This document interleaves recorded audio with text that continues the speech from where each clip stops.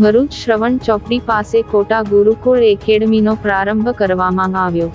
ભરૂચ શ્રવણ ચોકડી પાસે કોટા ગુરુકુળ એકેડમીની વધુ એક ક્લાસીસને સંતોના હસ્તે ખુલ્લું મૂકવામાં આવ્યું હતું।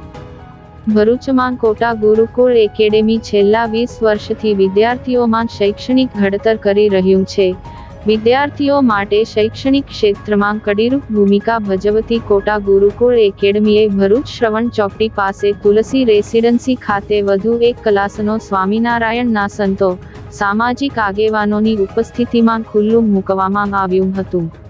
આ પ્રસંગે સ્વામિનારાયણ સંપ્રદાયના સંતો, સામાજિક આગેવાનો સાથે વિદ્યાર્થીઓ તેમજ શુભેચ્છકોએ હાજર રહી શુભેચ્છાઓ પાઠવી।